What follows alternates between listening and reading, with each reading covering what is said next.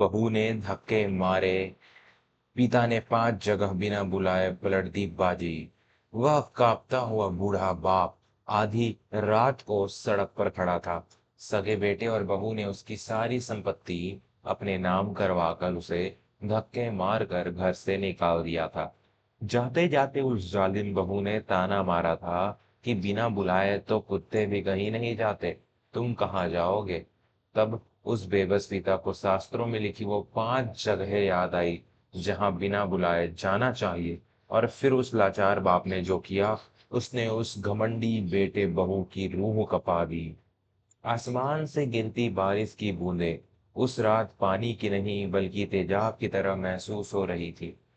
सड़क के किनारे एक पुराना बरगद का पेड़ था, जिसके नीचे 70 साल के पंडित रमाकांत अपने घुटनों को छाती से लगाए सिकुड़े बैठे थे। ठंड और अपमान से उनका रोम रोम कांप रहा था।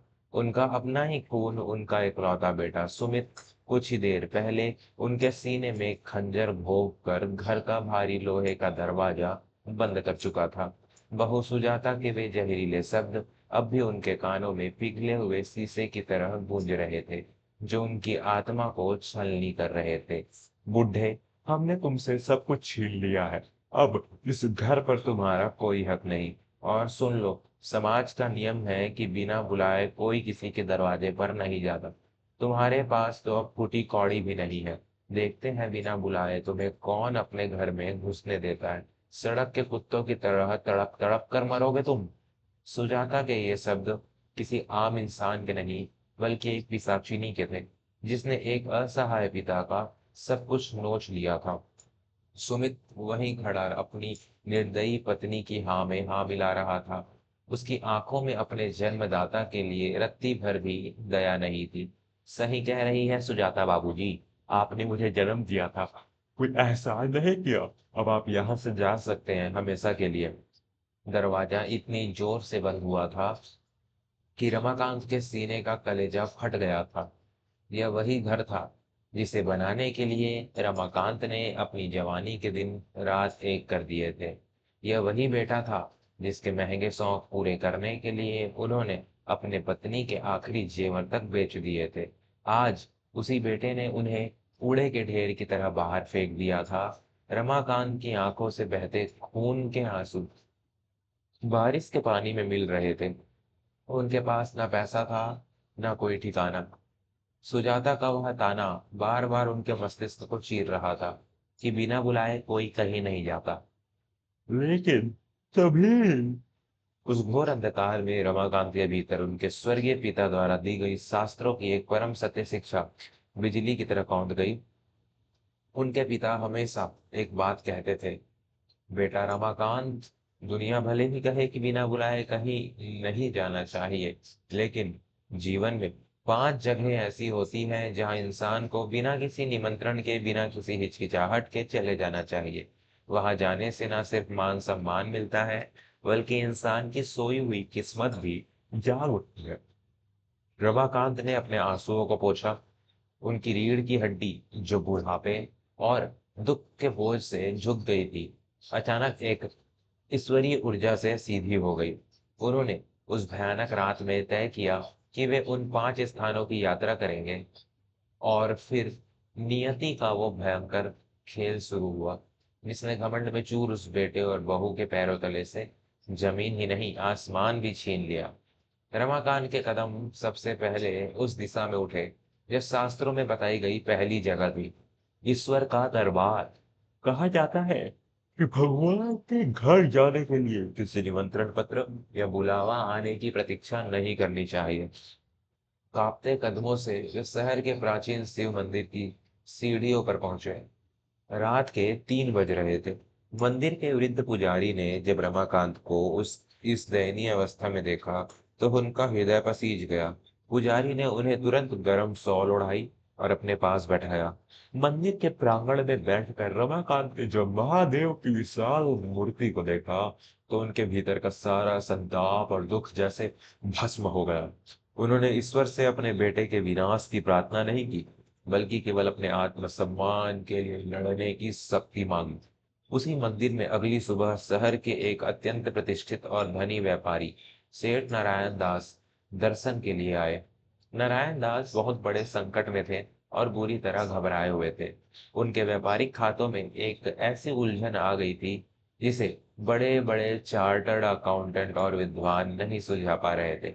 वे मंदिर के प्रांगण में अपने वकील से गहरी निराशा भरे स्वर में बात कर रहे थे। अगर यह मामला आज नहीं सुलझा तो मेरी पूरी जिंदगी की मेहनत मिट्टी में मिल जाएगी। मैं सड़क पर आ जाऊंगा। रमाकांत, जो अपनी जवानी में शहर के सबसे बेहतरीन और प्रखर बुद्धि वाले मुनीम रह चुके थे, उन्होंने वह बात सुन ली। वे बिना बुलाए, बिना किसी हिचकिचाहट के सेठ नारायण दास के पास गए। शास्त्रों की दूसरी बात उन्हें याद थी, जहाँ ज्ञान और सत्संग हो या जहाँ कोई धर्म संकट में हो, वहां बिना बुलाए अपनी विद्या का उपयोग करने पहुंच जाना चाहिए।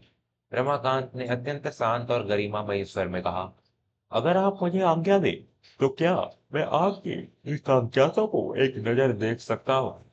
नारायण दास ने उस साधारण से दिखने वाले बुजुर्ग को अचरज से देखा, लेकिन रमाकांत की आंखों में चमकता हुआ अथाह आत्मविश्वास देखकर वे उन्हें मना न कर सके। रमाकांत ने महज आधे घंटे में वह उलझी हुई व्यापारिक गुत्थी ऐसे सुलझा दी जैसे कोई बहुत बड़ा चमत्कार हो गया हो। नारायण दास की आंखें फटी की फटी रह गई। उनका करोड़ों का साम्राज्य लुबेर से बच गया था। आप कोई साधारण इंसान नहीं है। आपने आज मुझे बर्बाद होने से बचा लिया। मैं आपको इसी क्षण अपने संस्थान का मुख्य वित्तीय सलाहकार नियुक्त करता हूँ। रमाकांत का जीवन उसी पल से करवट लेने लगा था। सम्मान और धन उनके कदम चूमने लगे थे, लेकिन यह तो बस शुरुआत थी। कुछ ही दिनों बाद रमाकांत को खबर मिली कि उनके बचपन के अभिन्न मित्र दीनानाथ इसी शहर में आए हुए हैं। उन्हें शास्त्रों की तीसरी शिक्षा याद आई। सच्चे मित्र के द्वार पर बिना किसी निमंत्रण से चले जाना चाहिए। रमाकांत अपने मित्र से मिलने उनके भव्य और आलीशान बंगले पर पहुंच गए।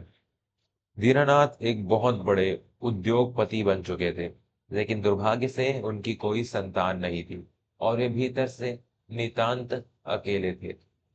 सालों बाद अपने बिछड़े हुए सच्चे मित्र को अपने सामने खड़ा देखकर दीनानाथ बच्चों की तरह रो पड़े। उन्होंने रमाकांत को कसकर गले से लगा लिया।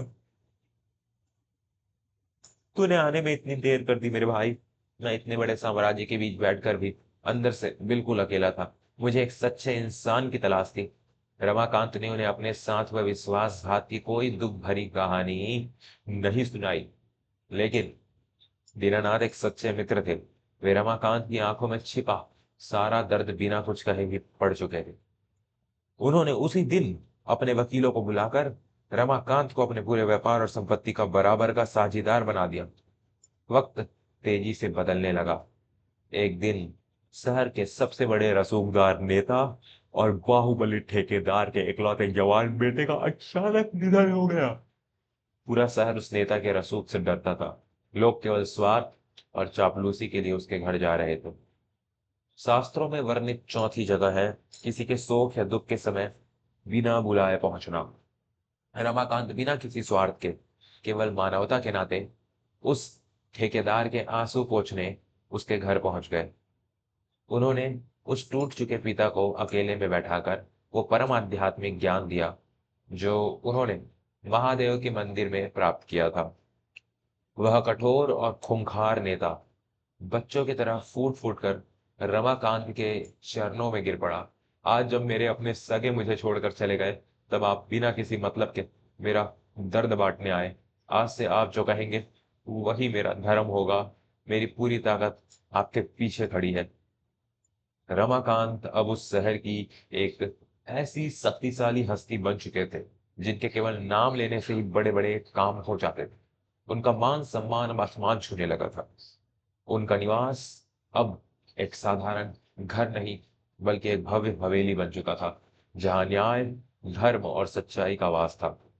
शास्त्रों की पांचवी और अंतिम जगह थी जहां धर्म का कार्य या भगवान का भंडारा हो, वहां बिना बुलाए सेवा के लिए चले जाना चाहिए।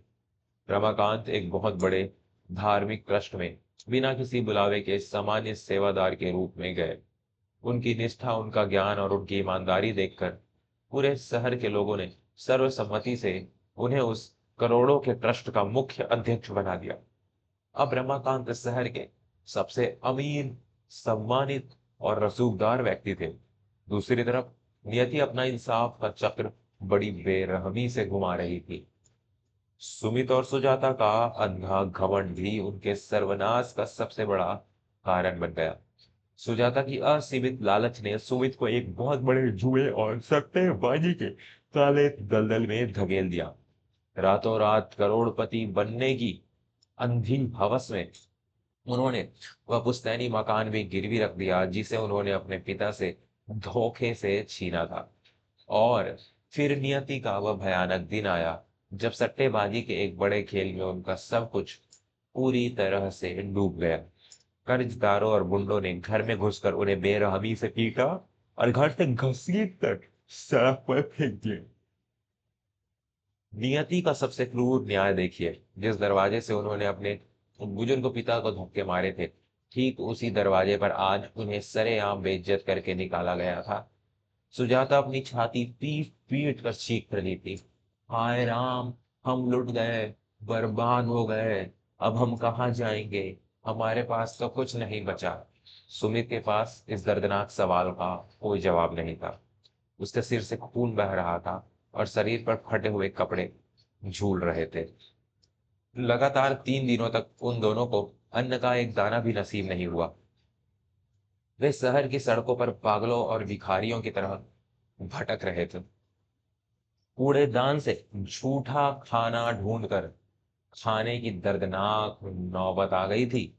तभी किसी राहगीर ने उन पर तरस खाकर बताया कि शहर के दूसरे कोने में एक बहुत बड़ा धार्मिक भंडारा चल रहा है, जहां बेसहारा लोगों को मुफ्त भोजन अब बांटा जा रहा है। भूख से तड़पते और मौत के करीब पहुंच चुके सुमित और सुजाता अपनी जान बचाने के लिए दौड़ते हुए उस भंडारे के स्थान पर पहुंचे। वहां हजारों लोगों की भीड़ थी। एक अति विशाल और भव्य पंडाल लगा हुआ था। सुजाता और सुमित लाचार भिखारियों की लाइन में जमीन की धूल पर बैठ गए। उनके सामने खाली पत्तल रखे गए और उनकी आंखें भोजन के लिए तरस रही थी। भगवान के नाम पर जल्दी से कुछ खाने को दे दो, मेरे पेट में आग लगी है, मैं मर जाऊंगा। सुमित एक सेवादार के सामने हाथ जोड़कर गिड़गिड़ा रहा था।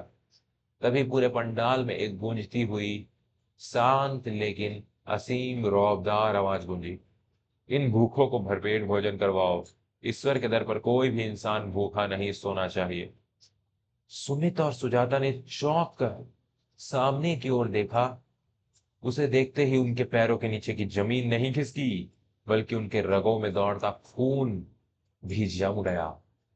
सामने सोने की तारों से कड़ी हुई सफेद कीमती रेशमी साल ओढ़े शहर के सबसे सम्मानित और अमीर व्यक्ति के रूप में उनके पिता पंडित रमाकांत खड़े थे। वे ही इस विशाल भंडारे के मुख्य आयोजक और मालिक थे। रमाकांत के चेहरे पर एक दिव्य और प्रतापी तेज था। उनके पीछे नौकरों, रसूखदारों और हथियारबंद अंगरक्षकों की लंबी कतार खड़ी थी। सुजाता के कांपते हाथों से पानी का गिलास छूटकर जमीन पर गिर पड़ा। सुमित की आंखें फटी की फटी रह गई। उसका पूरा शरीर लकवाग्रस्त सा हो गया, जैसे किसी ने उसे पत्थर का बना दिया हो। बाबूजी, आप। सुमित के सूखे गले से बड़ी मुश्किल से टूटते हुए ये शब्द निकले। रमाकांत ने धीरे और रुतबे भरे कदम आगे बढ़ाए और सुमित के पत्तल के सामने आकर खड़े हो गए। उनकी आंखों में न तो कोई क्रोध था, न ही कोई प्रतिशोध की भावना। वहां केवल एक शांत समुद्र था, जो तूफान के बाद की खामोशी बयां कर रहा था। रमाकांत ने अपने हाथों से एक करछुल पकड़ा और सुमित की खाली पत्तल में गर्म भोजन परोसने लगे। खा लो सुमित, पेट भर कर खा लो। तुमने ही तो उस रात कहा था ना कि बिना बुलाए कोई कहीं नहीं जाता, लेकिन आज तुम बिना बुलाए एक भिखारी की तरह मेरे ही द्वार पर आए हो। और देखो, यह मेरे महादेव का न्याय है कि मैंने तुम्हें फिर भी भूखा नहीं रखा। रमाकांत की वो शांत और ठंडी आवाज सुमित और सुजाता के लिए किसी मौत के फरमान से भी ज्यादा खौफनाक थी। यह कोई गाली नहीं थी, कोई श्राप नहीं था। यह शुद्ध और निष्ठुर कर्मों का फल था, जो उनके चेहरों पर एक भयंकर तमाचे की तरह पड़ा था। सुजाता अपनी जगह से उठी और फूट फूट कर रोते हुए घिसट कर रमाकांत के पैरों पर गिर पड़ी। पिताजी, हमें माफ कर दीजिए। हम लालच में पूरी तरह अंधे हो गए थे। हमने घोर पाप किया है। हमें बचा लीजिए। हम सड़क के भिखारी बन गए। सुजाता के पश्चाताप के आंसू रमाकांत के महंगे जूतों को भिगो रहे थे। सुमित भी अपना सिर धूल में रगड़ते हुए दहाड़े मारकर रोने लगा। मुझसे बहुत बड़ी भूल हो गई बाबूजी। अपने ही भगवान रूपी बाप को मैंने नहीं पहचाना। मुझे सजा दीजिए, मुझे मार डालिए, पर इस नर्क से निकाल कर मुझे वापस अपने साथ रख लीजिए। रमाकांत ने ना तो अपना पैर पीछे खींचा और ना ही उन्हें झुक कर उठाया। वे एक पहाड़ की तरह अडिग खड़े रहे। उन्होंने अपनी गंभीर और भारी आवाज में वो जवाब दिया जिसने पूरे पंडाल में सन्नाटा खींच दिया। सजा मैं कौन होता हूं देने वाला सुमित? सजा तो तुम्हें तुम्हारे कर्मों ने दी। तुमने एक मजबूर पिता को आधी रात में भयानक बारिश में सड़क पर फेंका था। आज उसी नियति ने तुम्हें दिन के उजाले में सड़क का लावारिस भिखारी बना दिया है। रमाकांत ने एक गहरी सांस ली और बिना किसी मोह के मुड़कर जाने लगे। जाते जाते वे रुके और उन्होंने अपना आखिरी वाक्य कहा, यहाँ इस भंडारे में तुम्हें हमेशा पेट भर खाना जरूर मिलेगा, क्योंकि यह मेरे ईश्वर का द्वार है। लेकिन मेरे जीवन में, मेरी संपत्ति में और मेरे घर में अब तुम दोनों के लिए कोई जगह नहीं है। जिन संस्कारों की चिता तुम दोनों ने उस रात जलाई थी, उसी की राख से मैंने अपना यह विशाल साम्राज्य खड़ा किया है। अब तुम अपने पापों का बोझ खुद ढोओगे, आजीवन इसी धूल में तड़पते हुए। रमाकांत बिना एक पल पीछे देखे पलटकर अपनी करोड़ों की कार की तरफ बढ़ गए और वहां से चले गए। सुजाता और सुमित वहीं धूल में पड़े अपनी फूटी किस्मत को कोसते हुए एक दूसरे को गले लगाकर फूट फूट कर रोते रह गए। उनके पास अब जीवन भर खून के आंसू रोने और पछताने के अलावा कुछ नहीं बचा था। कर्मों की लाठी में कोई आवाज नहीं होती, लेकिन जब वह पड़ती है तो इंसान की रूह तक चीख उठती है। और नियति का यह इंसाफ देखिए। और सुजाता के लिए जीता जागता नर्क बन चुका था,